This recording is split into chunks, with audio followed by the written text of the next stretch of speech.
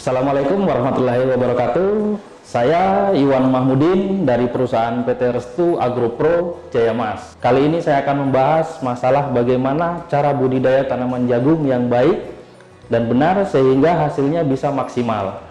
Nah, jadi ada beberapa hal yang perlu kita perhatikan di saat kita ingin mendapatkan hasil tanaman jagung yang produksinya maksimal. Yang pertama yaitu pengolahan tanah. Jadi pengolahan tanah perlu dilakukan dengan tujuan agar tanah menjadi lebih gembur. Kemudian penyerapan udara, air itu lebih mudah. Nah, yang paling penting kita akan membalik yang namanya unsur hara tanaman yang ada di dalam tanah yang berada di kedalaman kurang lebih 20-30 cm sehingga nanti mudah diserap oleh tanaman jagung yang memiliki akar serabut.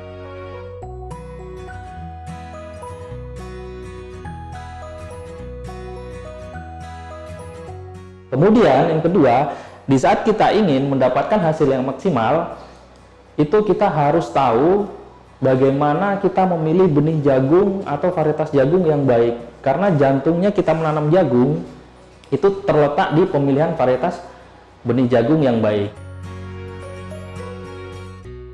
Kemudian, hal yang berikutnya, kita harus mengadopsi gimana cara pola tanam yang bagus.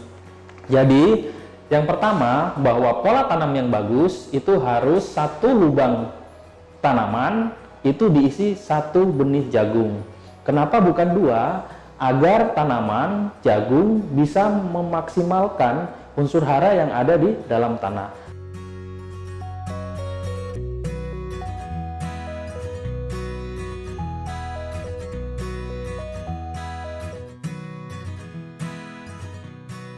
Yang paling penting adalah mengatur pola jarak tanam. Karena apa? Pola jarak tanam ini akan berpengaruh terhadap yang namanya hasil.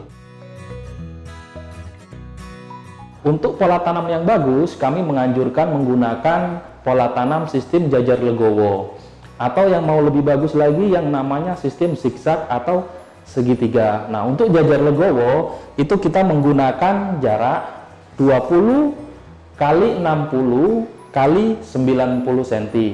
Dengan maksud 20 cm itu jarak antar tanaman, kemudian jarak antar barisan itu 60 cm, kemudian jarak antar barisan per jajar pengantin itu 90 cm.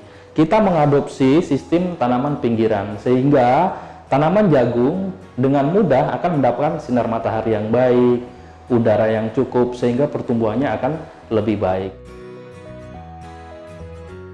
Ada cara yang paling bagus, hasil yang maksimal. Kita gunakan yang namanya sistem zigzag atau segitiga. Dengan cara jarak tanam itu 12,5 cm dikali 1 meter. Jadi dengan menggunakan tanaman sistem zigzag, itu populasi tanaman akan lebih banyak dibandingkan dengan kita menggunakan sistem tanam tegel atau yang namanya sistem jajar legowo. Kalau tegel jajar legowo itu populasi tanaman itu kurang lebih 72.000. Nah, kalau kita menggunakan sistem yang zigzag atau segitiga itu populasi tanaman bisa mencapai 80.000. Jadi potensi yang kita akan dapatkan lebih tinggi. Nah, kemudian dengan jarak yang 1 meter itu akan memudahkan bagi kita petani untuk melakukan yang namanya penyiangan, penanganan, pengendalian organisme pengganggu tanaman. Dengan jarak yang 1 meter itu ideal untuk sinar matahari bisa masuk, kemudian udara juga bisa bagus, sirkulasi udaranya bagus, otomatis tanaman jagung juga bisa bagus. Hal berikutnya yang perlu kita perhatikan di saat kita budidaya jagung untuk mendapatkan hasil yang maksimal yaitu pemupukan. Untuk komposisi pupuk yang paling bagus untuk mendapatkan hasil yang maksimal dengan kualitas yang bagus, kita gunakan komposisi urea 1 sak atau 50 kilo banding dengan Ponska atau NPK 2 sak atau 100 kilo. Jadi perbandingannya 2:1 untuk mendapatkan bobot dan hasil yang baik. Jadi seperti itu. Pemupukan awal kita gunakan 1:2, urea 1, Ponskanya 2. Kemudian pemupukan kedua kita gunakan juga urea 1, Ponskanya 2. Nah, dengan pola pemupukan yang seperti itu, kita akan mendapatkan hasil yang lebih bagus. Untuk anjuran pemupukan, memang yang paling bagus itu kita gunakan dalam satu musim itu 3 kali pemupukan. Tetapi kita ambil standar saja minimal 2 kali pemupukan. Dengan waktu pemupukan yang awal itu pada umur tanaman jagung kurang lebih 1 minggu. Kenapa 1 minggu harus dipupuk? Karena tanaman jagung di saat 0 sampai 7 hari dia akan memakan cadangan makanan yang berada di biji jagung. Nah, setelah umur 1 minggu, akar akan keluar dan dia akan mencari makanan yang ada di tanah. Kemudian, untuk pemupukan berikutnya, yang kedua, yang paling bagus pada saat umur 30 hari. Untuk persiapan yang namanya pembuahan. Karena nanti hasil kita akan jadi bagus, dia tongkolnya mau jadi besar, mau jadi kecil, mau jadi panjang, mau jadi pendek, itu yang menentukan di saat umur-umur seperti itu. Oleh karena itu, tanaman di saat pada kondisi 30 hari, sampai umur 45 hari dan 60 sampai 60 hari itu harus mendapatkan asupan makanan yang cukup.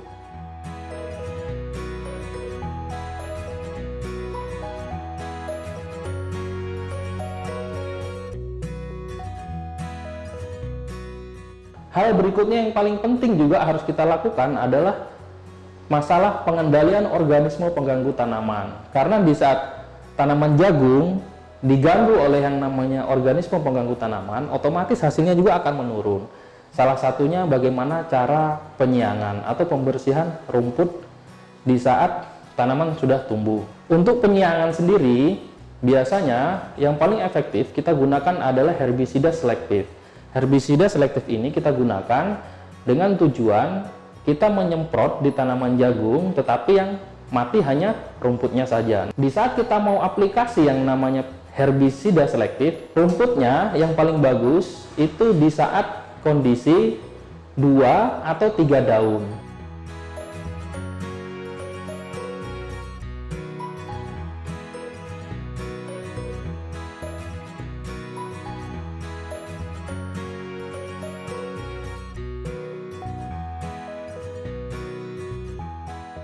Nah, kemudian yang berikutnya untuk pengendalian yang namanya FAW, ulat fall armyworm namanya. Untuk pengendalian FAW sendiri, itu rekomendasi yang paling bagus itu menggunakan emamectin benzoat plus leofuron atau mungkin banyak jenis pestisida yang lain. Tetapi yang paling efektif seperti itu. Kenapa? Tujuannya seperti emamectin benzoat, tujuannya untuk membunuh ulatnya. Kemudian leofuron itu tujuannya untuk mengkerdilkan atau mengeringkan telur daripada ulat itu biar tidak menetas sehingga siklusnya itu terputus.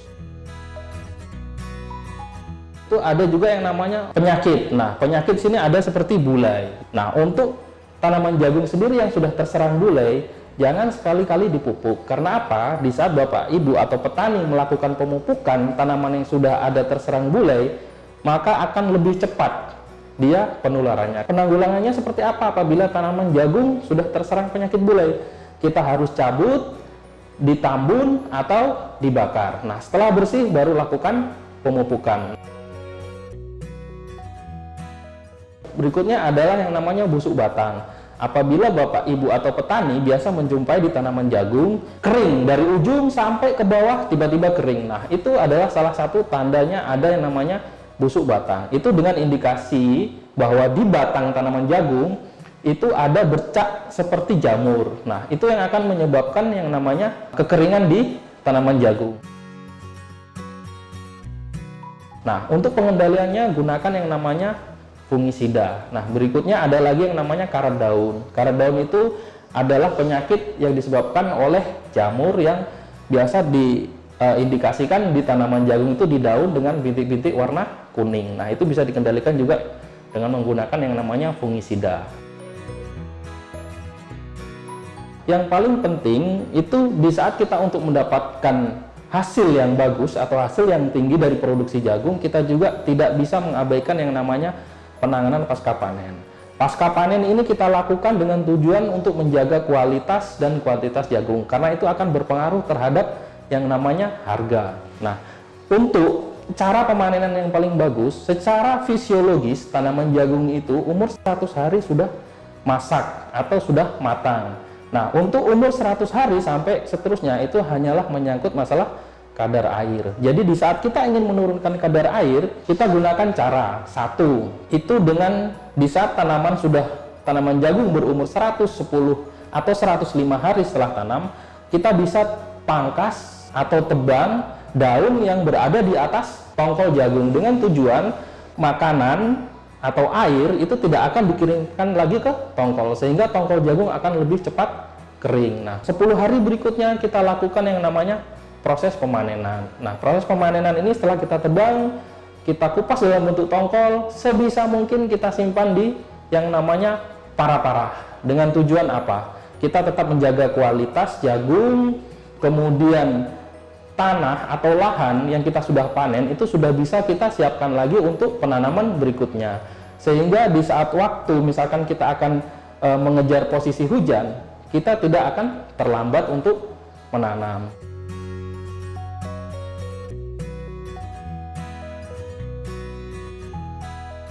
Ini yang harus kita tekankan di saat apabila kita menginginkan yang namanya budidaya tanaman jagung dengan hasil yang maksimal.